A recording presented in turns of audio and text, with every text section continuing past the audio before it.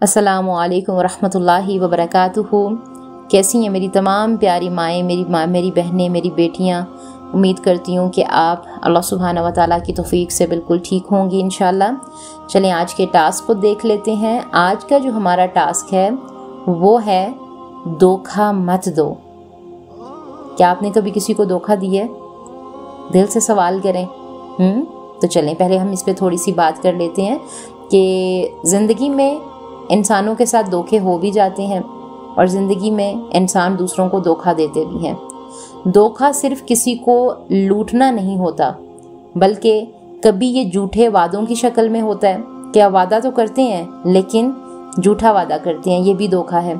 کبھی میٹھے الفاظ میں دوسروں کو تسلی کے لیے کچھ ایسے الفاظ بولتے ہیں کہ انسان اس کے اوپر پر امید ہو جاتا ہے، یہ بھی دھوکہ ہے۔ اور کبھی خود کو نیک ظاہر کرنے کے لیے آپ جو ہیں کچھ ایسے جھوٹ بولتے ہیں، یہ بھی دھوکہ ہے کہ آپ نیک ظاہر کرنے کے لیے جو ہے اپنے آپ کو کچھ اپنی اصل چھپا لیتے ہیں۔ ایسا بھی نہیں کرنا، کیونکہ دیکھیں اسلام نے ہمیں صاف دل، صاف نیت اور صاف معاملہ سکھایا ہے۔ دھوکہ وہ گناہ ہے جو سامنے والے سے زیادہ خود کے ایمان کو کھوکھلا کر دیتا ہے۔ تو چلیں ہم سب سے پہلے سوالات کو دیکھیں گے، اس کے بعد اس پہ انشاءاللہ تھوڑی سی نصیحت والی بات بھی کریں گے۔ سوال نمبر 1 کہ کیا میں اپنے الفاظ میں سچ اور عمل میں سچ رکھتی ہوں؟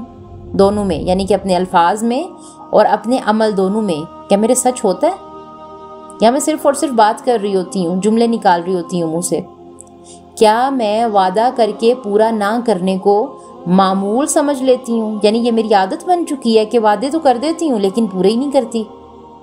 پھر سوال نمبر 3 کیا میں خود کو ایسا ظاہر کرتی ہوں جو میں حقیقت میں ہوں ہی نہیں، اس کے برعکس ہوں؟ بہت گہرا سوال ہے یہ بھی۔ پھر سوال نمبر 4 کہ کیا میں کسی کی مجبوری یا با اعتماد رویے سے فائدہ اٹھاتی ہوں کہ مجھ پہ تو کوئی یقین کرتا ہے لیکن میں اس سے فائدہ اٹھاتی ہوں، اسے دھوکے میں رکھتی ہوں؟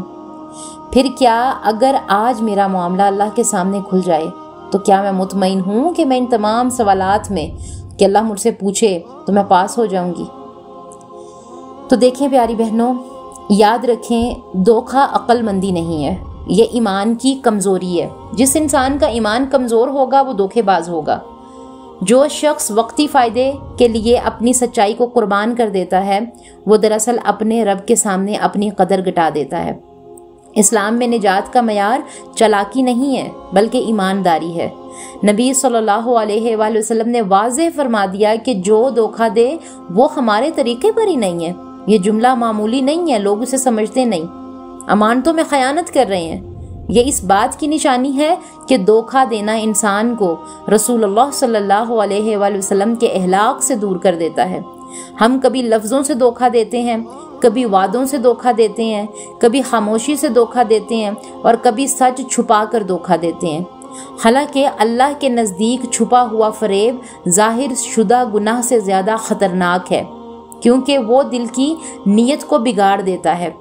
عورت اگر دھوکے سے بچے تو اس کا گھر محفوظ رہتا ہے، اس کے رشتے محفوظ رہتے ہیں، مضبوط رہتے ہیں اور اس کی دعا میں وزن آ جاتا ہے۔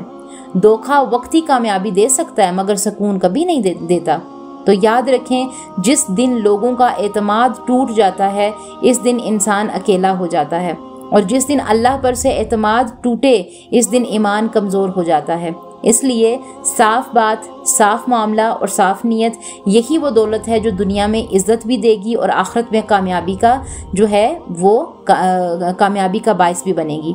تو عمل کی بات لے لیں کہ اگر کوئی آپ سے ایسی حرکت ہو گئی یا پھر کوئی وعدہ بغیر سوچے سمجھے کر لیا، اگر کوئی پورا نہیں کر سکتی تو کیا کریں؟ صاف انکار کر دیں۔ کوئی وعدہ کیے بغیر پہلے سوچیں، کوئی بھی وعدہ کرنے سے پہلے سوچیں، اور اگر کر دیا ہے تو آپ اس چیز کو ٹھیک کریں۔ جہاں پہلے دھوکہ یا کمی ہوئی وہاں اپنی اصلاح کر لیں، فوراً نیت کر لیں۔